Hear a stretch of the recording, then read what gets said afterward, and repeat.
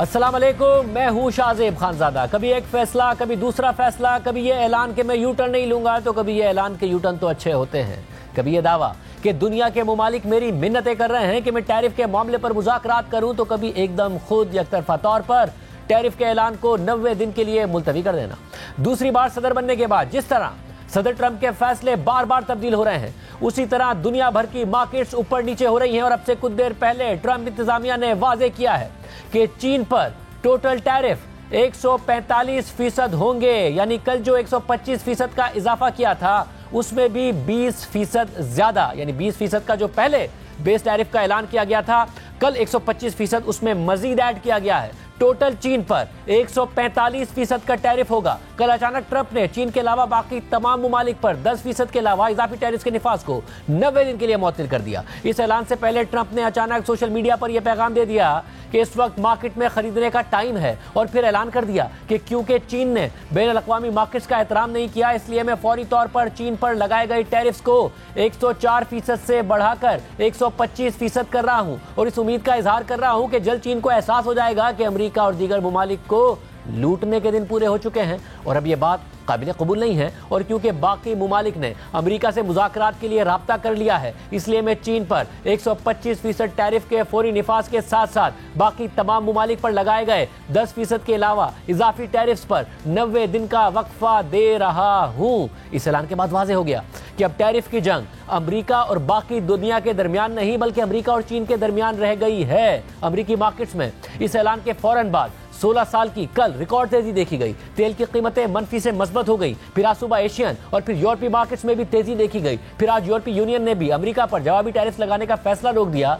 मगर फिर ये तज्जिये होने लगे कि सदर ट्रंप ने यू टर्न तो ले लिया, मगर उनके फैसले का नुकसान हो चुका है। दुनिया को रिसेशन का खतरा लाहक हो गया है। चीन पीछे हटेगा नहीं और अमेरिका के साथ टैरिफ जंग का नुकसान अमेरिका को चीन के मुकाबले में ज्यादा होगा। और फिर प्री ट्रेड में ही अमेरिकी मार्केट्स में मंदी के आसार नजर आने लगे। तेल की कीमतें कल इजाफे के बाद आज फिर गिर गई और इस वक्त भी अमेरिकी स्टॉक मार्केट में बहुत मनफी रुझान नजर आ रहा है। और जब व्हाइट हाउस की तरफ से यह वजाहत की गई कि 125% नहीं बल्कि चीन पर टैरिफ 145% होंगे, तो मनफी रुझान मजीद बढ़ गया। मार्केट में मंदी के आसार नजर आने लगे। मार्केट खुलने के बाद से ही मुसलसल गिर रही है। ये तज्जिये हो रहे हैं कि ट्रंप ने वाजे कर दिया है कि वो किसी भी वक्त कोई भी फैसला कर सकते हैं और उस पर किसी भी वक्त यू टर्न ले सकते हैं। यानी अगले 4 साल लोगों की सरमायाकारी, नौकरियां, रिटायरमेंट सेविंग्स, यहां तक कि दुनिया की सिक्योरिटी ट्रंप के वोलेटाइल मूड पर मुनहसिर होगी, जो किसी भी वक्त बदल सकता है। ट्रंप के कल्ट सपोर्टर्स उनके हर फैसले का दिफा कर रहे हैं, जिस तरह दुनिया के किसी भी कल्ट लीडर के कल्ट सपोर्टर्स करते हैं। ट्रंप के सपोर्टर्स उनके इस फैसले की भी तारीफें कर रहे थे और उनके यू टर्न की भी तारीफें कर रहे हैं। उनके टैरिफ के फैसले पर भी उनका दिफा कर रहे हैं और उस पर यू टर्न पर भी मास्टर स्ट्रोक करार दे रहे हैं। सदर ट्रंप पहले अपने फैसले का दिफा कर रहे थे और अब यू टर्न का दिफा कर रहे हैं। Because you said that these tariffs would go into effect on Monday, you said no pause, and today there is a pause. So, no, how I can think people believe your words today? It's not a question of that. You have to have flexibility. I could say, here's a wall, and I'm going to go through that wall. I'm going to go through it no matter what, and keep going, and you can't go through the wall. Sometimes you have to be able to go under the wall, around the wall, or over the wall. I guess they say it was the biggest day in financial history. That's a pretty big change. And I think the word would be flexible. You have to be flexible. Like some companies that is more affected by these things than others, you have to be able to show a little flexibility. And I'm able to do that. मगर Trump tariffs के निफाज और फिर उसमें 90 दिन के वक्फे के ऐलान पर आलमी स्टॉक मार्केट्स गिरने और उठने पर डेमोक्रेटिक सेनेटर्स ने सवाल उठा दिए। अमेरिकी कांग्रेस ने तहकीकात का मुतालबा कर दिया है। अमेरिकी सेनेटर एडम शेफ ने कहा है कि बड़े पैमाने पर स्टॉक मार्केट गिरने से अमेरिकी सदर के अंदरूनी सर्कल को खुफिया तौर पर फायदा तो नहीं पहुंचा। एलिजाबेथ वॉरेन ने खदशा जाहिर किया कि कहीं सदर ट्रंप ने अपने वॉल स्ट्रीट डोनर्स को फायदा पहुंचाने के लिए स्टॉक मार्केट्स को इस्तेमाल तो नहीं किया, जिसका खमियाजा छोटे कारोबारी अफराद को भुगतना पड़ रहा है। ये यकीनी तौर पर करप्शन लगती है। क्रिस मर्फी ने भी ट्रंप टैरिफ को इनसाइडर ट्रेडिंग स्कैंडल करार देते हुए कहा कि ट्रंप का इनर सर्कल सब जानता था, उन्होंने कितना कमाया, मगर ट्रंप ने अचानक यू टर्न क्यों लिया। इस हवाले से मुआशी तज्जियाकारों की राय है कि सदर ट्रंप एक हफ्ते से امریکی اسٹاک مارکیٹ میں ریکارڈ بندی پر اپنا فیصلہ بدلنے کو تیار نہیں تھے، مگر جیسے ہی بانڈ مارکیٹ میں امریکی گورنمنٹ بانڈز کی تیزی سے فروخت ہوئی تو صدر ٹرمپ اور ان کے مشیروں کو یہ اندازہ ہو گیا کہ صدر ٹرمپ کے فیصلوں کے معاشی اثرات اور تباہی ان کی اپنی توقعات سے زیادہ ہو سکتی ہے۔ امریکی بانڈز کو سرمایہ کار دنیا میں محفوظ ترین تصور کرتے ہیں، ان میں سرمایہ کاری کرتے ہیں، دنیا بھر کے ممالک سرمایہ کاری کرتے ہیں۔ اگر امریکہ خسارہ کرتا ہے تو اس کو انہی بانڈز کے ذریعے پورا بھی کرتا ہے۔ CNN کے مطابق امریکی ٹریجری ڈپارٹمنٹ میں معاملات کی خبر رکھنے والے 3 آفیشلز نے بتایا کہ بانڈ مارکیٹ میں ہونے والی ڈیولپمنٹ نے ٹریجری ڈپارٹمنٹ میں خطرے کی گھنٹی بجا دی، اور یہی وجہ تھی کہ ٹرمپ کو ٹیرفز میں 90 دن کا وقفہ دینے کا اعلان کرنا پڑا۔ خبر کے مطابق امریکہ کے ٹریجری سیکرٹری اسکاٹ بیسنٹ نے بدھ کے دن براہ راست اپنے خدشات صدر ٹرمپ تک پہنچائے۔ اس کے ساتھ ساتھ وائٹ ہاؤس میں اکنامک آفیشلز نے بھی ٹرمپ کو بریف کیا کہ امریکی ٹریجری مارکیٹ میں تیزی سے فروخت کے کیا اثرات ہوں گے، اور اس کے بعد صدر ٹرمپ نے ٹیرفز پر 90 دن کا وقفہ دینے کا اعلان کر دیا۔ بعد میں صدر ٹرمپ نے خود بھی اعتراف کر لیا کہ وہ بانڈ مارکیٹ میں ہنگامہ خیز صورتحال کو قریب سے دیکھ رہے تھے۔ بہرحال اب سوال اٹھ رہا ہے کہ امریکہ اور چین کے درمیان اس ٹیرف وار میں کون جیتے گا؟ اگر دونوں ممالک کو ہی نقصان ہوگا تو زیادہ نقصان کس کا ہوگا؟ دونوں میں سے کون سا ملک اور کون سا صدر ہے جو زیادہ نقصان برداشت کر سکتا ہے؟ یہ بات تو واضح ہے کہ نہ تو امریکی امپورٹرز چین کے 145% مہنگی درآمدات افورڈ کر پائیں گے، اور نہ ہی چین کے امپورٹرز امریکہ کی 84% مہنگی درآمدات افورڈ کر پائیں گے۔ چین کی معاشی ترقی کا انحصار برآمدات پر ہے، اور اس وقت چین کم لوکل کنزمپشن کا شکار ہے، اور چینی حکومت کے متعدد اقدامات اور اعلانات کے باوجود چین کی لوکل کنزمپشن میں مطلوبہ اضافہ نہیں ہوا۔ مسلسل 2 ماہ سے مہنگائی منفی ہے، یعنی متعدد چینی کمپنیوں کا دیوالیہ نکل جائے گا۔ چینی کرنسی یوان پہلے ہی 19 ماہ کی کم ترین سطح پر ہے، یعنی 145% جیسے بلند ٹیرفز کا مقابلہ کرنے کے لیے یہ آپشن بھی نہیں ہے۔ CNN کے لیے سائمن میکارتھی کے تجزیے کے مطابق ٹرمپ کی طرف سے 145% ٹیرفز کے بعد چین کی امریکہ کو برآمدات عادی رہ جانے کا امکان ہے، مگر امریکہ کے لیے متعدد چینی اشیاء کا متبادل ڈھونڈنا آسان نہیں ہوگا۔ ان اشیاء کو بنانے کے لیے نئی فیکٹریاں لگانے میں سالوں لگ جائیں گے، اور اس وقت تک امریکی عوام کو 860 ارب ڈالرز کے اضافی ٹیرفز ادا کرنے پڑیں گے۔ چین میں بہت سے ایکسپورٹرز کے لیے امریکہ کو ایکسپورٹ کرنا منافع بخش ہی نہیں رہے گا، کیونکہ ان کے مارجن ختم ہو جائیں گے اور وہ دیگر ممالک میں فیکٹریاں کھولنے کی کوشش کریں گے۔ یونیورسٹی آف کیلیفورنیا میں 21st سینچری چائنا سینٹر کے ڈائریکٹر وکٹر شی کے مطابق ان ٹیرفز کے بعد چین میں لاکھوں افراد بے روزگار ہو جائیں گے، کمپنیوں کے دیوالیہ ہونے کی ایک لہر آئے گی، مگر اس کے ساتھ ساتھ امریکہ کی چین کو برآمدات بھی تقریباً زیرو ہو جائیں گی، اور امریکی کمپنیوں کا بھی بے پناہ نقصان ہوگا۔ مگر چینی سیاستدان یہ نقصان برداشت کرنے کی امریکی سیاستدانوں سے زیادہ صلاحیت رکھتے ہیں، کیونکہ چین کی حکمران کمیونسٹ پارٹی کو اس طرح ووٹرز کے فیڈ بیک اور پولز کا سامنا نہیں کرنا پڑتا جس طرح امریکی سیاستدانوں کو کرنا پڑتا ہے۔ کورونا کے دوران بھی چین نے معیشت مکمل طور پر بند کر دی تھی، جس سے بہت بے روزگاری ہوئی، مگر حکومت کے لیے کوئی مسئلہ نہیں کھڑا ہوا۔ خود بیجنگ کا خیال ہے کہ وہ امریکی ٹیرف سے پیدا ہونے والے طوفان کو برداشت کر لے گا۔ چین میں حکمراں جماعت کے اخبار پیپلز ڈیلی میں چھپی فرنٹ پیج کمنٹری کے مطابق ہم نے امریکی ٹیرفز کے جواب میں حکمت عملی بنا لی ہے۔ ہم 8 سال سے امریکہ کے ساتھ ٹریڈ وار کا سامنا کر رہے ہیں، اور اس سے ہمیں بہت تجربہ حاصل ہوا ہے، جس کے ذریعے ہم نے حکمت عملی بنائی ہے۔ اس میں مزید لکھا ہے کہ بیجنگ غیر معمولی اقدامات کرے گا تاکہ ڈومیسٹک کنزمپشن میں اضافہ کیا جائے جو مسلسل کمزور ہے۔ مزید اقدامات کیے جائیں گے تاکہ معیشت کو سہارا ملے۔ سائمن میکارتھی کے تجزیے کے مطابق چین نے حالیہ ہفتوں میں یورپ اور ایشیا کے ممالک سے مذاکرات کیے ہیں تاکہ تجارت کو بڑھایا جا سکے، اور چینی حکومت صدر ٹرمپ کے پہلے دور حکومت میں پہلی ٹریڈ وار اور چینی ٹیک کمپنی ہواوے کے خلاف کیمپین کے بعد سمجھ گئی تھی کہ چین کی معاشی ترقی کو روک دیا جائے گا اگر اس نے ایسی صورتحال آنے سے پہلے تیاری نہ کی۔ اس لیے آج چین 2018 کے مقابلے میں بہتر پوزیشن میں ہے کہ امریکہ کے ساتھ تجارتی جنگ لڑ سکے۔ چین نے 2018 کے بعد اپنے تجارتی تعلقات پھیلائے ہیں۔ 2018 میں چین کی ٹوٹل برآمدات یعنی ایکسپورٹس کا 20% امریکہ کو جاتا تھا، جو اب 15% سے بھی کم ہے۔ چین کے مینوفیکچررز نے دیگر ممالک میں فیکٹریز کھول کر اپنے آپریشنز کو توسیع دے دی ہے، جن میں ویتنام اور کمبوڈیا شامل ہیں۔ اسٹیفن کولنسن کے تجزیے کے مطابق چین نے بدھ کے دن ٹرمپ کی طرف سے اضافی ٹیرف کو 90 دن کے لیے معطل کرنے کے اعلان سے ایک سبق ضرور سیکھا ہوگا، اور وہ یہ کہ جیسے ہی ٹرمپ کو اپنی پالیسیز کے نتائج کا سامنا کرنا پڑا تو وہ پیچھے ہٹ گئے۔ اس کے علاوہ چین نے امریکی بانڈ مارکیٹ میں ڈسٹربنس کو بھی قریب سے دیکھا ہوگا، اور خود چین سب سے بڑا بانڈ ہولڈر ہے۔ چین پہلے ہی اشارہ دے چکا ہے کہ وہ اس ٹریڈ وار میں آخر تک لڑے گا۔ دوسری جانب ایران کے ساتھ جوہری معاہدے کے لیے بھی ٹرمپ کی جارحانہ اور دھمکیوں کی پالیسی تاحال برقرار ہے، اور اس سلسلے میں ایک اہم بریک تھرو ملنے کے باوجود وہ اب بھی ایران پر دباؤ ڈالنے کے لیے نہ صرف مسلسل فوجی کارروائی کی دھمکیاں دے رہے ہیں بلکہ ان کی انتظامیہ نے ہفتے کو ایرانی حکام سے ہونے والے اہم مذاکرات سے پہلے ایک بار پھر متعدد ایرانی کمپنیوں پر پابندیاں بھی عائد کر دی ہیں۔ کل اوول آفس میں صحافیوں سے گفتگو کرتے ہوئے صدر ٹرمپ نے ایک بار پھر جوہری معاہدہ نہ کرنے کی صورت میں ایران کے خلاف فوجی کارروائی کی دھمکی دے دی اور ساتھ یہ بھی کہا کہ اسرائیل ان فوجی کارروائیوں کی قیادت کر سکتا ہے۔ I want Iran to be great. The only thing they can't have is a nuclear weapon. They understand that. But with Iran, if it requires military, we're going to have military. Israel will obviously be very much involved in that. He'll be the leader of that. But nobody leads us. We do what we want to do.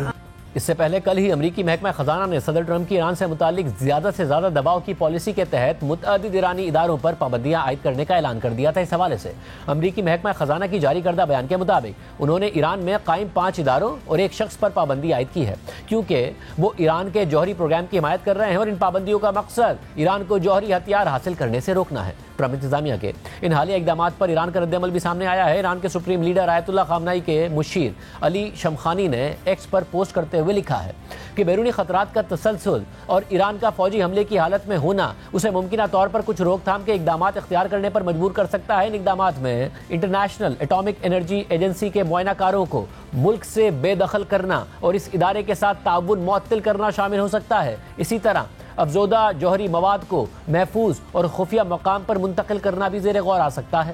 صدر Trump کی ایران سے متعلق دھمکیاں اور جارحانہ اقدامات ایسے وقت میں سامنے آ رہے ہیں جب صرف 2 دن پہلے صدر ٹرمپ نے اسرائیلی وزیر اعظم نیتنیاہو کے ساتھ یہ اعلان کیا کہ امریکہ ہفتے کو ایران کے ساتھ اعلیٰ سطح کے مذاکرات کرنے جا رہا ہے جن کی ایران نے بھی تصدیق کر دی تھی، اور دونوں ممالک کے درمیان یہ اہم بریک تھرو دونوں جانب سے ہونے والی 2 ماہ کی سخت لفظی گولہ باری اور مذاکرات کے مس سگنلز کے بعد سامنے آئی، جس کا سلسلہ 4 فروری کو صدر ٹرمپ کی جانب سے ایران سے متعلق سخت اور زیادہ سے زیادہ دباؤ کی پالیسی کے دوبارہ اطلاق کے بعد شروع ہوا تھا۔ اس دوران صدر ٹرمپ مسلسل ایران پر دباؤ ڈالنے کے لیے دھمکیوں اور جارحانہ اقدامات کا سہارا لیتے رہے، اور مارچ میں انہوں نے متحدہ عرب امارات کے توسط سے ایران کو مذاکرات کے لیے خط بھی بھیج دیا تھا۔ ٹرمپ کی جانب سے دھمکی آمیز لہجے میں مذاکرات کی پیشکش پر ایران کے سپریم لیڈر آیت اللہ خامنئی اور صدر مسعود پزشکیان امریکہ کو سخت جواب بھی دیتے رہے، اور متعدد بار دونوں نے صدر ٹرمپ کی مذاکرات کی نیت پر سوالات اٹھاتے ہوئے انہیں مسترد بھی کیا۔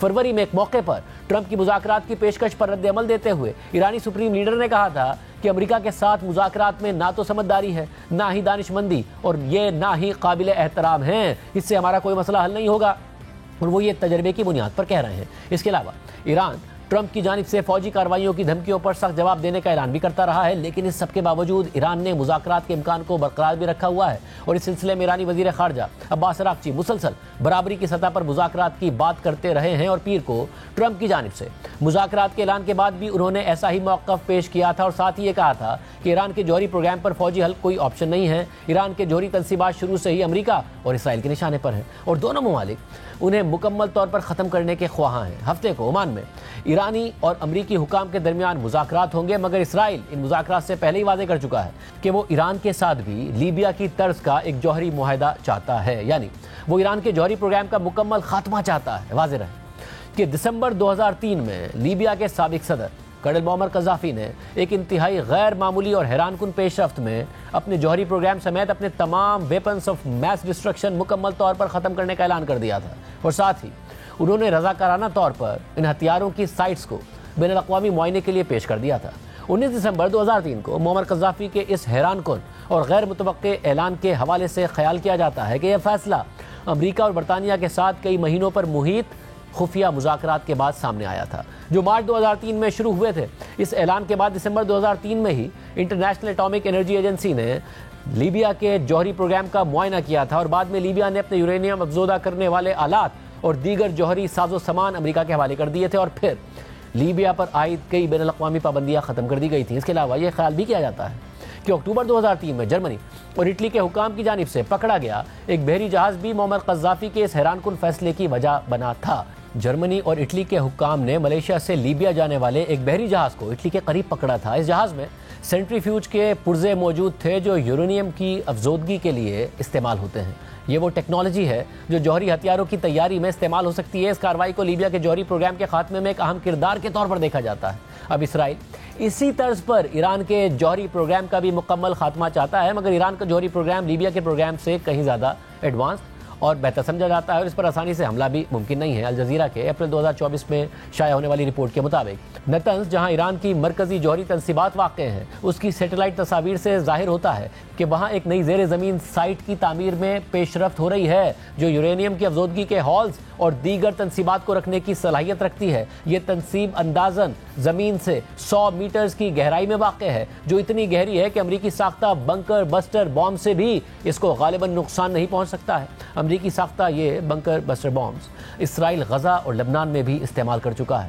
ایسے میں سفارتکاری اور معاہدے کے ذریعے ہی امریکہ اور اسرائیل ایران کے جوہری پروگرام کو ختم کر سکتے ہیں، مگر ہفتے کو عمان میں ہونے والے مذاکرات سے پہلے بھی امریکہ جوہری معاہدے کے لیے ایران کے ساتھ مذاکرات کر چکا ہے۔ وہ مذاکرات کامیاب بھی ہوئے تھے۔ سابق امریکی صدر براک اوباما کی قیادت میں امریکہ نے تقریباً 2 سال کی طویل سفارتکاری کے بعد جولائی 2015 میں ایران کے ساتھ ایک تاریخی جوہری معاہدہ کیا تھا، جسے باضابطہ طور پر joint comprehensive plan of action کہا جاتا ہے۔ اس معاہدے میں امریکہ کے علاوہ دیگر عالمی طاقتیں چین، روس، برطانیہ، فرانس اور جرمنی بھی شامل تھیں۔ اس معاہدے کے تحت ایران اپنے جوہری پروگرام کے بڑے حصے کو ختم کرنے اور اپنے جوہری تنصیبات کی بین الاقوامی انسپیکشن کے لیے راضی ہو گیا تھا، اور اس کے بدلے میں ایران کو اربوں ڈالرز کی عالمی پابندیوں میں نرمی دی گئی تھی۔ تاہم اسرائیل نے اس معاہدے کو کمزور قرار دیتے ہوئے اس وقت مسترد کر دیا تھا، اور 2017 میں صدر بننے سے پہلے ٹرمپ بھی اس معاہدے پر سخت تنقید کرتے رہے ہیں۔ مگر اس سب کے باوجود امریکی think tank council on foreign relations کے مطابق ابتدائی طور پر یہ معاہدہ کافی ہموار انداز میں آگے بڑھا۔ 2016 کے آغاز میں انٹرنیشنل اٹامک انرجی کاؤنسل نے تصدیق کی کہ ایران نے اپنے ابتدائی وعدے پورے کر دیے ہیں، جس کے جواب میں امریکہ، یورپی یونین اور اقوام متحدہ نے ایران پر عائد پابندیاں ختم یا معطل کر دی۔ ان میں سب سے اہم اقدام یہ تھا کہ امریکی صدر براک اوباما کی انتظامیہ نے تیل کے شعبے میں عائد ثانوی پابندیاں ختم کر دیں، جس سے ایران کو اپنے تیل کی برآمدات کو تقریباً اس سطح تک پہنچانے کی اجازت مل گئی جو پابندیوں سے پہلے تھی۔ ساتھ ہی امریکہ اور کئی یورپی ممالک نے تقریباً 100 ارب ڈالرز کے منجمد ایرانی اثاثے بھی بحال کر دیے، اور اسی طرح معاملات 2016 کے آخر تک بغیر کسی رکاوٹ کے آگے بڑھتے رہے۔ مگر پھر ٹرمپ کی کامیابی کے بعد اس معاہدے پر تحفظات اٹھنا شروع ہو گئے، اور بالآخر یہی ہوا۔ 2018 میں صدر ٹرمپ نے یکطرفہ طور پر امریکہ کو اس معاہدے سے الگ کر لیا اور ایران پر دوبارہ سخت معاشی پابندیاں عائد کر دیں۔ اس وقت ٹرمپ کا کہنا تھا کہ یہ معاہدہ ایران کے بیلسٹک میزائل پروگرام اور خطے میں اس کی پراکسی جنگوں سے متعلق خدشات کو حل کرنے میں ناکام رہا ہے۔ ٹرمپ نے یہ بھی دعویٰ کیا تھا کہ یہ معاہدہ مستقبل میں ایران کو جوہری ہتھیار حاصل کرنے کا راستہ فراہم کر سکتا ہے۔ صرف یہی نہیں، 2020 میں ٹرمپ انتظامیہ نے اہم ایرانی کمانڈر قاسم سلیمانی کو عراق میں نشانہ بنایا۔ اسی طرح ٹرمپ کے اتحادی اسرائیل نے ایران کے جوہری پروگرام کے سربراہ محسن فخری زادے کو ایران میں ہی نشانہ بنا ڈالا۔ پھر خبریں آئیں کہ ان سارے اقدامات کے بعد ایران نے بھی اپنے جوہری پروگرام پر کام دوبارہ شروع کر دیا ہے، مگر پھر 2021 میں ٹرمپ کی صدارت کے خاتمے کے بعد نئے امریکی صدر بائیڈن نے کہا تھا کہ اگر ایران دوبارہ معاہدے کی شرائط پر عمل درآمد شروع کرے تو امریکہ دوبارہ 2015 کے جوہری پروگرام کا حصہ بن جائے گا۔ اور اس سلسلے میں بائیڈن دور میں کافی عرصے تک غیر مستقل اور تعطل کا شکار مذاکرات کے باوجود دونوں ممالک کسی معاہدے کے قریب نہیں پہنچ سکے، اور اب ایک بار پھر صدر ٹرمپ ایران کے ساتھ جوہری معاہدہ کرنے کی کوششیں کر رہے ہیں، اور سلسلے میں وہ مسلسل دھمکیوں اور جارحانہ اقدامات کا استعمال کر رہے ہیں۔ ایران بھی جواب دے رہا ہے، مگر ساتھ ہی یہ بھی بتا رہا ہے کہ کتنا پرکشش ہو سکتا ہے فائنینشلی اگر ایران اور امریکہ کا معاہدہ ہو جاتا ہے، ٹریلینز آف ڈالرز کا کس طریقے سے فائدہ ہو سکتا ہے۔ ہمارے ساتھ موجود ہیں کامران بخاری صاحب، ماہر بین الاقوامی امور۔ بخاری صاحب بہت شکریہ مجھے جوائن کرنے کے لیے۔ کامران بخاری صاحب، ہفتے کو مذاکرات ہونے جا رہے ہیں ایران اور امریکہ کے درمیان، مگر اس سے پہلے ٹرمپ اپنے وہی اسٹائل میں دھمکیاں بھی دے رہے ہیں۔ مذاکرات سے پہلے نئی پابندیاں بھی اناؤنس کی جا رہی ہیں۔ آپ کے خیال میں کوئی بریک تھرو ہو سکتا ہے؟ جی دیکھیں، بریک تھرو ہو سکتا ہے۔ اس کی وجہ یہ ہے کہ اب معاملات جو ہیں وہ خاصے گرم ہو چکے ہیں۔ اب روم فار منوور ایران کے پاس نہیں ہے۔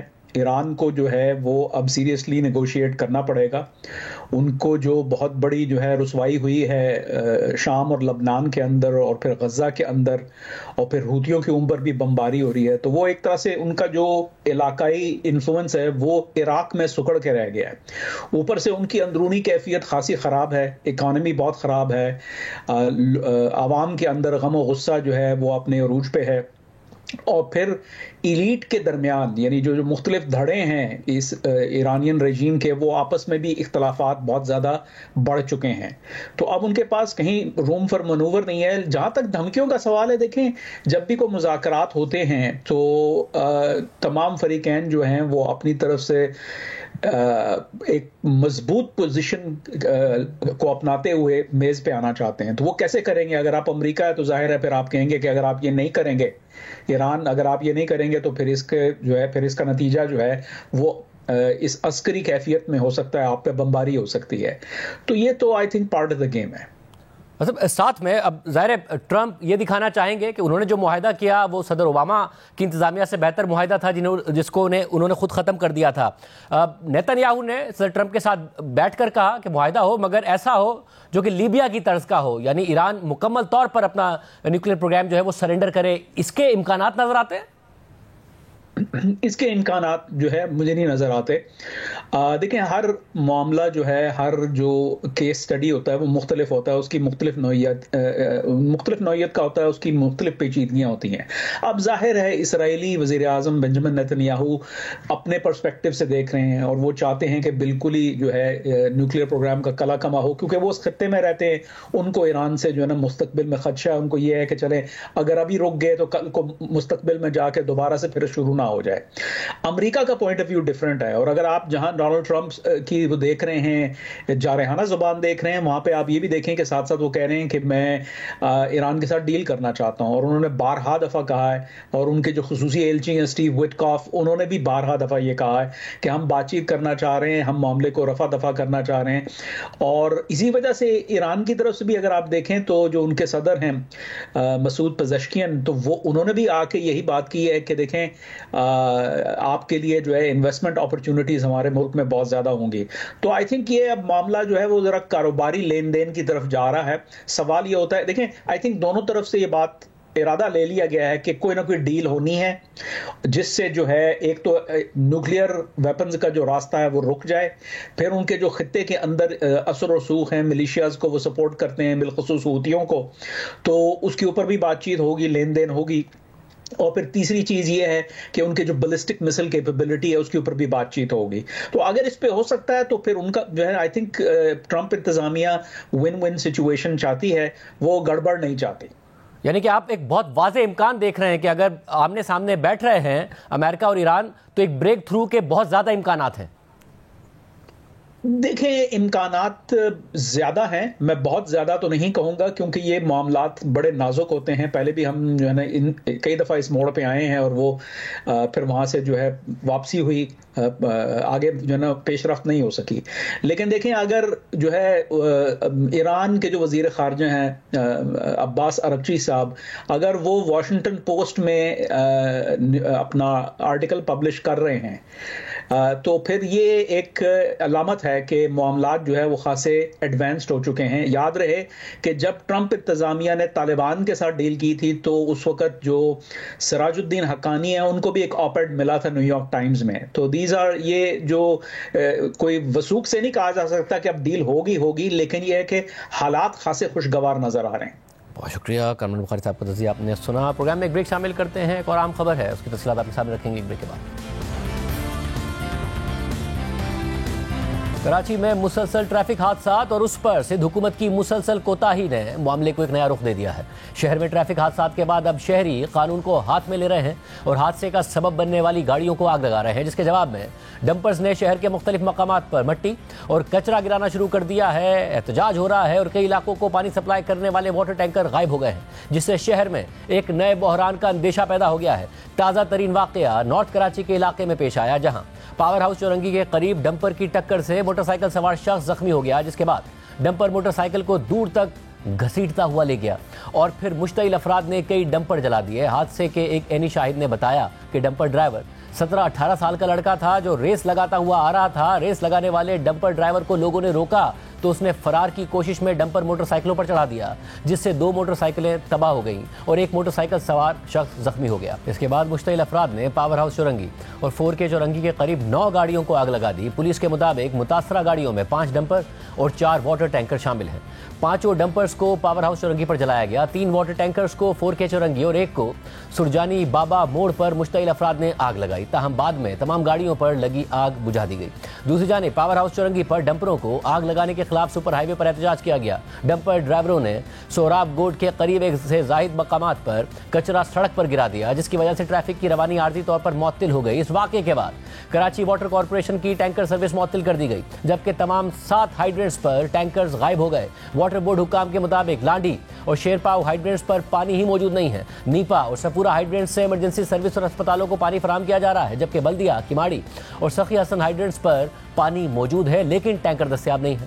پولیس کی جانب سے ڈمپرز کو آگ لگانے میں ملوث ملزمان کی گرفتاری کے لیے رات گئے کریک ڈاؤن کر کے 19 افراد کو گرفتار کر لیا گیا۔ اس سے پہلے گزشتہ روز ہی کورنگی میں ویٹا چورنگی پر ٹریلر کی ٹکر سے موٹر سائیکل سوار مارا گیا تھا۔ وزیر داخلہ سندھ ضیاء الانجار نے کہا ہے کہ پولیس کو گاڑیاں جلانے والے افراد کو گرفتار کرنے کے احکامات دیے ہیں۔ حادثات میں ملوث ڈرائیوروں کو گرفتار کرنے کے واضح احکامات ہیں، تاہم کسی کو بھی ڈمپرز یا ہیوی گاڑیوں کو جلانے کی اجازت نہیں ہے۔ دوسری جانب گورنر سندھ کامران ٹیسوری نے رات گئے شہر کے مختلف علاقوں کا دورہ کیا اور کہا کہ ہیوی ٹریفک سے اموات پر شہریوں کا غصہ اپنی جگہ درست ہو سکتا ہے، مگر قانون شکنی کی کسی صورت اجازت نہیں دی جا سکتی ہے۔ کراچی کے علاقے میں ملیر میں 24 مارچ کو ایک افسوسناک حادثہ پیش آیا تھا، جس میں واٹر ٹینکر نے موٹر سائیکل سوار میاں بیوی کو ٹکر مار دی تھی، جس کے بعد حادثے کا شکار خاتون نے سڑک پر ہی بچے کو جنم دیا تھا، مگر وہ بھی ماں باپ کے ساتھ ہی دم توڑ گیا تھا۔ گورنر سندھ نے اس واقعے کے بعد چیف جسٹس یایا آفریدی کو خط لکھ کر صورتحال کا نوٹس لینے کی اپیل کی تھی، جبکہ کراچی میں ٹریفک حادثات کے معاملے پر آل پارٹیز کانفرنس بلانے کا اعلان بھی کیا تھا، جبکہ شہر میں ہیوی ٹریفک کی وجہ سے مارے گئے افراد کے لواحقین کو 12 اپریل کو گورنر ہاؤس مدعو کر کے انہیں پلاٹ دینے کا اعلان بھی کر رکھا ہے۔ دوسری طرف کراچی میں بڑھتے ہوئے ٹریفک حادثات پر مہاجر قومی موومنٹ کے سربراہ آفاق احمد نے بھی 12 اپریل کو ہی احتجاجی مظاہرے کا اعلان کیا ہوا ہے اور اس مظاہرے کو سفید پرچم تحریک کا نام دیتے ہوئے کہا ہے کہ اگر حکومت نے پرامن مظاہرین کو روکا تو پھر عوام مافیاز کا مقابلہ کریں گے۔ اس کے جواب میں ڈمپرز ایسوسی ایشن نے 12 اپریل کو احتجاج کی صورت میں 16 اپریل کو سڑکوں پر آنے کا اعلان کر دیا ہے۔ اس پوری صورتحال میں سندھ حکومت کی کارکردگی پر سخت سوالات اٹھ رہے ہیں اور سیاسی مخالفین کی جانب سے حکومت پر الزام لگایا جا رہا ہے کہ وہ حادثات کا سبب بننے والی بڑی گاڑیوں کے خلاف کارروائی میں مکمل طور پر ناکام ہو چکی ہے، جبکہ الزام بھی لگایا جا رہا ہے کہ صوبائی یا شہری حکومت کا کوئی بھی نمائندہ ٹریفک حادثات میں مرنے والوں کے لواحقین کے پاس نہ تو تعزیت کے لیے گیا ہے اور نہ ہی کسی کے لیے معاوضے کا اعلان کیا گیا ہے۔ جیو نیوز کے نمائندے راہیل سلمان کی خبر کے مطابق کراچی میں ٹریفک حادثات میں رواں سال اب تک مجموعی طور پر 257 افراد مارے جا چکے ہیں، جبکہ زخمیوں کی تعداد 3452 تک پہنچ گئی ہے۔ ہیوی ٹریفک سے ہلاکتوں کی تعداد 80 ہو گئی ہے۔ ٹریلر سے 31، ڈمپر سے 18، واٹر ٹینکر سے 17، بس سے 9 اور مزدا کی ٹکر سے 5 افراد مارے گئے۔ وزیر اعلیٰ سندھ نے 2 دن پہلے صورتحال کا نوٹس لیتے ہوئے اس حوالے سے اعلیٰ سطح کا اجلاس منعقد کر کے اہم احکامات دیے تھے، تاہم کراچی میں ٹریفک حادثات رکنے کا نام نہیں لے رہے ہیں اور انہیں روکنے کا ذمہ دار کوئی ادارہ سامنے نہیں آ رہا ہے۔ شہر میں نہ صرف ہیوی ٹریفک بے لگام ہے بلکہ دیگر گاڑیاں چلانے والے شہری بھی ٹریفک قوانین کو نظر انداز کرتے ہوئے لوگوں کی جانیں لے رہے ہیں اور حکومتی ادارے منظر سے بالکل غائب ہیں۔ اس پوری صورتحال پر بات کریں گے سینئر صوبائی وزیر برائے اطلاعات اور ٹرانسپورٹ شرجیل محمد صاحب ہمارے ساتھ موجود ہیں۔ شرجیل محمد صاحب بہت شکریہ مجھے جوائن کرنے کے لیے۔ شرجیل محمد صاحب، اب ایک کرائسس کی صورتحال کراچی میں بن گئی ہے۔ پہلے عوام ویسے احتجاج کرتے تھے، اکا دکا واقعات سامنے آتے تھے، اب ڈمپرز جلائے جانا، پھر ان کا بھی جواب میں احتجاج کرنا، مٹی گرائے جانا، واٹر ٹینکرز کا غائب ہو جانا، اس کرائسس سے نمٹنے کا کوئی فارمولہ ہے حکومت کے پاس یا نہیں ہے؟ بسم اللہ الرحمن الرحیم۔ شکریہ شاہزیب صاحب، آپ نے ایک بہت ہی امپورٹنٹ ایشو پہ آج اپنا یہ پروگرام کر رہے ہیں۔ یہ نومبر 2024 سے لے کے اچانک ایک سرج آئی ہے۔ ہم نے اس کا ڈیٹا انالیسس بھی کیا ہے، کوئی 70% جو ہے یہ واقعات اچانک بڑھ گئے ہیں، جس میں گورنمنٹ نے پورے سر توڑ کے بیٹھی ہوئی ہے کہ جی یہ کیا اچانک ایسی کیا سرج آ گئی کہ اچانک یہ واقعات کا اس سپیڈ میں ہونا۔ لیکن خیر گورنمنٹ نے، چیف منسٹر صاحب نے 2 دن پہلے بھی ایک نہایت ہی امپورٹنٹ میٹنگ کی ہے اس ٹریفک ایشوز پہ اور کچھ نئے فیصلے کیے ہیں۔ اس نئے فیصلوں میں ہم نے جی جو بھی گاڑیاں جو کہ جن میں اس طرح کی خامیاں موجود ہیں، چاہے وہ ہیوی ٹریفک ہے یا بائکس ہیں، ان سب کو امپاؤنڈ کرنا شروع کیا ہے۔ میں آپ کو بتاتا چلوں کہ نومبر سے لے کر ابھی تک جو ہے وہ کچھ 603 ٹوٹل ایکسیڈنٹ کی اموات ہیں، جس میں جو ہیوی ٹریفک سے جو ہوئی ہیں ڈیتھس وہ ہیں 160۔ جو ہیوی گاڑی جو ہے چاہے ڈمپر ہو یا واٹر ٹینکر ہو یا کوئی ٹرک ہو، اس سے جو واقعات ہوئے ہیں 160 واقعات نومبر سے لے کر ابھی تک ہوئے ہیں، جو کہ بہت ہی قیمتی جانیں اور نہایت امپورٹنٹ ہے۔ اب ہم نے جو پچھلے 2 دنوں میں ہی کوئی 1800 بڑی گاڑیاں جو ہیں ان کو ہم نے ابھی روکا تھا، ان کی چیکنگ کی تھی، جس میں سے کوئی 171 گاڑیاں امپاؤنڈ کر چکی ہے لاسٹ 2 ڈیز میں۔ یہ میں آج دوپہر تک کی فگر بتا رہا ہوں، رات تک اور لیٹسٹ فگر بھی آ جائے گی۔ बाइक्स भी हमने कोई 1800 वो इम्पाउंड किए हैं जो लोग बगैर हेलमेट के हैं, जिनके पास वो साइड मिरर्स नहीं लगे हुए। ट्रैफिक की अवेयरनेस ऑलरेडी मौजूद है। हमें गवर्नमेंट को रोज़ाना इसमें नए नए कवानीन लाने की जरूरत नहीं, कवानीन भी मौजूद हैं, लेकिन मेजर ज़ाहिर गलती जो है वो हैवी ट्रैफिक की, जहाँ जहाँ पे भी वाक़यात हो रहे हैं उन हैवी ट्रैफिक वालों को अरेस्ट किया जा रहा है। मगर साहब आपने खुद ने भी कहा कि नवंबर के बाद एक सर्ज है। जब इस सर्ज में हम देखें कराची में पूरा दिन, कोई किसी मखसूस टाइमिंग पर नहीं, पूरा दिन छोटी बड़ी बसें भी चलती हैं, मगर उनसे हलाकतें इतनी नहीं हैं। अगर हम रवा साल भी देखें तो 9 हैं, मगर ट्रेलर से, डंपर से, वाटर टैंकर से हलाकतों की तादाद बहुत ज़्यादा है। तो इससे तो ये साबित होता है ना कि जो डंपर चला रहे हैं, ट्रेलर चला रहे हैं, वाटर टैंकर चला रहे हैं, वो कानून की खिलाफ वर्जी कर रहे हैं, उनकी वजह से ये सारा का सारा हो रहा है। तो क्या वजह क्या समझ में आई है? क्या अनारी ड्राइवर हैं, स्पीड ज्यादा, क्या नवंबर के बाद अचानक उन्होंने ज्यादा कर दी, क्या हुआ ऐसा?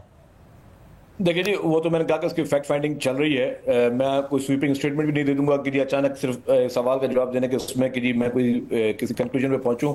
ऑनेस्टली स्पीकिंग इस सर्च को अभी तक हम समझने में नाकस रहे हैं, लेकिन हम कोशिश करें। लेकिन ये जो गवर्नमेंट ने स्टेप्स लिए हैं, अब जी 30 स्पीड से ज़्यादा जो है पर किलोमीटर जो कोई नहीं चला सकेगा कराची शहर के अंदर, जो भी हैवी ट्रैफिक की मैं बात कर रहा हूँ। और उसमें अब हमने ये कह दिया है जी, उसमें सब में हम चिप्स लगा रहे हैं। चिप्स में जैसे ही, और उसमें थोड़ा सा मैं कह में थोड़ा टाइम लगेगा, चिप्स लगाने जैसे ही वो ओवर स्पीडिंग करेगा 30 से ऊपर, तो फौरी तौर पर जो है वो मार्क हो जाएगी, उस गाड़ी को हम इम्पाउंड कर देंगे। इसी तरीके से जिसने हमने कहा कि हेलमेट का इस्तेमाल सबके लिए बहुत इंपॉर्टेंट है कि जी जो भी बाइक पर, चाहे खुदा न खास्ता कोई भी हादसा हो, चाहे वो कार के जरिए हो या हैवी ट्रैफिक से हो या बाइक कोई भी स्लिप भी हो रही हो, तो एटलीस्ट जो एक सेफ्टी प्रोटेक्शन पूरी दुनिया में, आप स्कूटर चलाएं या बाइक चलाएं, हेलमेट लाजमी है। मैंने बताया सिर्फ आपको 2 दिन में 1800 मोटरसाइकिल जो इम्पाउंड हुई है। ये दुरुस्त है कि आप हेलमेट की इन्फोर्समेंट बिल्कुल लाजमी करनी चाहिए, इस बात में कोई शक नहीं है। मगर जो वज़ीर आला ने दीगर अहकामात दिए, जब इसमें आप कह रहे हैं कि ट्रैकर लगाए जाएंगे, डैश कैम लगाने की बात की गई, लाइसेंस चेक करने की बात की गई, ड्राइवर ने नशा ना किया हो, इस सब की इन्फोर्समेंट कितने अरसे में हो जाएगी? आपने कहा कि कोई तो टाइमलाइन होगी ना आपके जहन में कि हो जाए, लोग जान से जा रहे हैं और इस वक्त शहर के हालात खराब हो रहे हैं। देखिए जी, ट्रैफिक कवानीन ऑलरेडी मौजूद थे। अब उसके लिए, अब चेकिंग्स के लिए 80 टीम्स कराची में बनाई गई हैं। वो 80 टीमें जो हैं वो रैंडमली लोगों को चेक कर रही हैं। जिस तरह मैंने बताया कि सिर्फ 2 दिनों में 180 से ज़ायद जो हैं वो बड़ी गाड़ियां जो इम्पाउंड की गई हैं, जिनमें वो सेफ्टी प्रोटेक्शंस नहीं थे। अब लाइसेंस की ये है कि लाइसेंस ऑल पाकिस्तान लाइसेंस कोई KPK से भी लेता है, कोई बलुचिस्तान से भी लेता है, कोई पंजाब से भी लेता है, वो लाइसेंस वैलिड समझा जाता है जो ऑल पाकिस्तान जाता है। लेकिन अब हमने एक और चीज़ की, जो सिंध से जो लाइसेंस इशू होंगे हैवी ट्रैफिक के, उसमें भी थोड़ी सख्ती कर दी है कि जब वो कैपेबल हो जाए उसके बाद भी कुछ आर्स रखे हमने, तो वो आर्स उसने फिर भी चलाने होंगे, जिसको ट्रैफिक पुलिस खुद मैनेज करेगी और चेक करेगी कि क्या ये गाड़ी बिल्कुल सही चला रहा है या नहीं चला रहा है। इसी तरीके से जो बाहर वाले लाइसेंस वाले चला रहे हैं, उसमें जो डोप टेस्ट भी हम शुरू कर रहे हैं। डोप टेस्ट ये है कि अगर कोई भी शख्स, अगर वो अपने उस ज़हनी तवाज़ुन में, उस हालात में वो नहीं है, या अगर कोई उसने ड्रग यूज़ किया हुआ है, या उसने नींद अपनी पूरी नहीं की हुई है, क्योंकि नींद का भी बहुत बड़ा एक असर होता है, क्योंकि लोग जो बाहर से गाड़ियाँ चला के आ रहे होते हैं नॉर्थ से, और वो वहाँ पे शहर तक आते हैं, तो कभी कभी वो एक ड्राइवर या 2 ड्राइवर पे भी चल रहा होता है, तो वो लोग, उनकी नींद पूरी नहीं होती। तो वो सारी चीज़ों मैकेनिज्म के लिए एक अथॉरिटी एक बनाई है चीफ मिनिस्टर साहब ने, और मेयर कराची को भी उसमें हमने एक लीड रोल दिया है कि वो जितने भी ट्रैफिक कवानीन हैं और जहाँ पे भी जो इस तरह की चीज़ें, जिससे हमें सारी एजेंसीज को आपस में हम मिलाकर इस लॉज को मजीद इन्फोर्समेंट कर सकें। ये लाजमी ज़ाहिर नींद का फैक्टर भी, क्योंकि जो मलीर में हादसा हुआ वो ड्राइवर 24 घंटे से जाग रहा था। मगर ज़ाहिर शहरियों को कानून हाथ में नहीं लेना चाहिए, मगर शहरियों की फ्रस्ट्रेशन है कि हादसा इतने हों और उसके बाद उन्हें लॉ इन्फोर्समेंट पर, हुकूमत पर भरोसा ना हो कि कार्रवाई होगी, सज़ा होगी। ये भी एक बहुत बड़ा फैक्टर है। तो उन्हें किस तरीके से ये ट्रस्ट हो कि हुकूमत कार्रवाई भी करेगी अगर कोई हादसा होगा? लेकिन इसमें शाहजेब साहब, ड्राइवर्स अरेस्ट होते हैं, लेकिन कहीं कहीं जब बड़ा कोई हादसा होता है ना, तो पूरे शहर की बात नहीं कर, हाईवेज पे भी ड्राइवर भाग जाते हैं, लेकिन वो गाड़ी जो है, उस गाड़ी से उसके मालिक को जो है वो ट्रैक किया जा सकता है। हमने पर्सनली, मैंने मुख्तलिफ जो है एसोसिएशंस हैं, डंपर की, टैंकर्स की, वाटर टैंकर, ऑयल टैंकर, इन सबसे मीटिंग्स की। हमने उनको कहा है कि जी आपके ऊपर भी ये जिम्मेदारी होती है, जो ओनर्स हैं, कि जी आप देखें कि ड्राइवर आपका इस कैपेबल है या नहीं, और ड्राइवर साहब फटीक तो नहीं ले रहे हैं। ड्राइवर को जितने आज ड्राइविंग करनी चाहिए, जितने आज रेस्ट है, वो आपकी जिम्मेदारी है, वरना वो गाड़ी भी इम्पाउंड होगी और मालिक के खिलाफ भी एफआईआर काटेंगे। और शर्मा साहब, नवंबर से जब आपने ये डेटा देखा, डेटा के एनालिसिस किए कि नवंबर के बाद एक बहुत बड़ी सर्ज है, तो क्या इस बात में भी सर्ज है, इस बात में भी इजाफा है कि जो नंबर ऑफ अरेस्ट हुए हैं, या सिर्फ और सिर्फ हादसात में इजाफा है, गिरफ्तारियों में इजाफा नहीं है? नहीं, गिरफ्तारियां शहरों में ज्यादा हुई हैं। मैं आपको अर्ज कर लूं زیادہ جو بڑے حادثے ہوتے ہیں نا، خدا نخواستہ جب آپ دیکھتے ہیں کہ ہائی ویز پہ کہ پوری بس کی کسی بس کی یا ان کی ٹرک کی ٹکر میں جو ہے کوئی بہت بڑی اموات ہوتی ہے، تب ڈرائیور بھاگتے ہیں. شہر میں ڈرائیور کے لیے بھاگنا مشکل ہوتا ہے. چند کیسز میں ڈرائیور بھاگے، ابھی کافی کیسز میں ڈرائیور وہ اریسٹڈ ہیں اور ان کے خلاف ظاہر ہے جو قانونی کارروائی ہوتی ہے ایکسیڈنٹ کی بھی کارروائی ہے، اور اگر وہ اس کے بعد لائسنس نہیں ہے تو اٹ از مرڈر. یا یہ تو قانون سب کو پتا ہونا چاہیے، بٹ اگر آپ کے پاس بغیر licence considered as a murder, وہ قانون بالکل قانونی شکل کلیئر ہے. صاحب پھر مجھے بتائے گا اس وقت جو صورتحال ہے، ڈمپرس نے آج جگہ جگہ کچرا گرا دیا، واٹر ٹینکر غائب ہو گئے ہیں، پانی کا ایک الگ کرائسس پیدا ہو رہا ہے، اس کے لیے کیا کر رہی ہے حکومت؟ اب تمام ایسوسیشنز کو بھی انگیج کیا ہوا ہے اور ہم چاہ رہے ہیں کہ کوئی اس طرح کی صورتحال بھی پیدا نہ ہو. انفارچونیٹلی کچھ لوگ اس پہ بھی پالیٹکس کرنے کی کوشش کر رہے ہیں یا کوشش کریں کہ دوبارہ کوئی لسانی طرف لے کے جایا جائے. اس پہ گورنمنٹ نے سب کو انگیج کیا ہوا ہے اور سب کو سختی سے بولوا ہوا ہے، چاہے وہ پولیٹیکل پارٹیز اگر کوئی اس کو مس یوز کرنا چاہیں یا اگر کوئی ڈمپر ایسوسیشن وغیرہ اس کو مس یوز کرنا چاہیں. ہم چاہتے ہیں کہ جی جو شہر کا کاروبار ہے وہ بھی چلتا رہے، پانی کی سپلائی بھی ملتی رہے، اور جو ہم اسپیڈ والی لمٹ کر رہے ہیں میں سمجھتا ہوں اس سے ہمیں ایک امید ہے کہ جو ہم اسپیڈ ایک ریڈیوس کی ہے ہم نے اس پہ اس کو اس کی انفورسمنٹ پہ کر رہے ہیں، میرے خیال سے اس سے کوئی فائدہ ہو سکتا ہے، لیکن ضروری ہے کہ اس میں چند دن اور لگیں گے. مطلب اگر آپ نے کہا کہ سیاسی جماعتیں جو ہیں وہ اس معاملے کا فائدہ اٹھا رہی ہیں، اب احتجاج ہے 12 اپریل کو، 16 اپریل کو جوابی احتجاج کا اعلان کر دیا ہے ٹرانسپورٹ ایسوسیشن نے کہ اگر سیاسی جماعتیں احتجاج کا اعلان کرتی ہیں ان حادثات کے خلاف، اب آپ کہتے ہیں فائدہ اٹھا رہی ہیں. فائدہ اگر اٹھا بھی رہی ہیں تو اس لیے اٹھا رہی ہے کہ حکومت کارروائی نہیں کر رہی ہے، لوگ مر رہے ہیں، حادثات ہو رہے ہیں، تو اور کیا کرے؟ اور جب دو طرف سے احتجاج ہوگا تو حکومت کیا کرے گی؟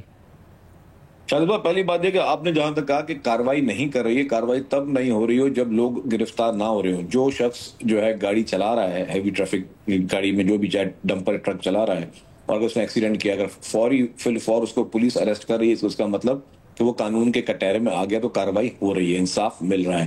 جہاں تک اس کے بعد کے احتجاج کی بات ہے، اس میں میں یہ کہہ رہا ہوں کہ ریئیکشن میں جن لوگوں نے ٹرک جلانے کی کالز دیں یا گاڑیاں جلانے کی کالز دیں وہ شہر کے ساتھ مخلص نہیں ہے. ڈیفینیٹلی ان کے مقاصد جو ہے وہ لوگوں کے بھی فیور میں نہیں ہے. ڈیفینیٹلی اگر ان کو لوگوں کی پرواہ ہوتی تو گاڑیاں جلانے کی یا خدا نخواستہ پھر ایک لسانی طریقے سے اس کو رنگ دینے کی کوشش نہ کی جاتی. لیکن ہم یہ کہنا چاہ رہے ہیں کہ ایکسیڈنٹ کو ایکسیڈنٹ لیا جائے. یس گورنمنٹ کی ذمہ داری ہے، گورنمنٹ جو ہے مطلب آلموسٹ ایوری سیکنڈ ڈے اس پہ میٹنگز ہو رہی ہیں، پوری گورنمنٹ کی ایجنسیز جو ہیں وہ اس پہ کام کریں. آج بھی ایک ایپیکس کا میٹنگ تھی، اس میں بھی بہت ہی امپورٹنٹ طریقے سے اس میٹر کو لیا گیا ہے، اور تمام گورنمنٹ کے ادارے جو ہے وہ مل کے کوشش کر رہے ہیں کہ اس کو پہلے تو اس کو فائنڈ آؤٹ کیا جائے کہ اچانک یہ سرچ بڑی کیوں ہے، اور پھر اس کے جو میجرز ہیں، میں نے کہا کہ چیف منسٹر صاحب نے بھی میٹنگز کی ہیں اور انہوں نے جو اعلانات کیے ہیں اس پہ فور عمل شروع ہو گیا ہے. جہاں تک پولیٹیکل پارٹیز کی بات ہے کہ احتجاج، میں سمجھتا ہوں کہ ہم ان کو سب سے گزارش بھی کریں گے، انگیج بھی کریں گے، ریکویسٹ بھی کریں گے کہ اس کو جو ہے ایسی کوئی رنگ نہ دیا جائے جس سے خدا نخواستہ جو ہے وہ شہر کا امن خراب ہو، اور نہ ہی جو ہے اس کو کسی ہم لسانی رنگ پہ لے کے جائیں. بہت شکریہ آصف بھائی، ہم سب کی خصوصا آپ نے سنی. امید کرتے ہیں کہ حکومت جن اقدامات کا دعویٰ کر رہی ہے وہ کیے بھی جائیں گے، شہری محفوظ ہوں گے. پروگرام میں ایک بریک شامل کرتے ہیں اور آپ خبر آپ کے سامنے رکھیں.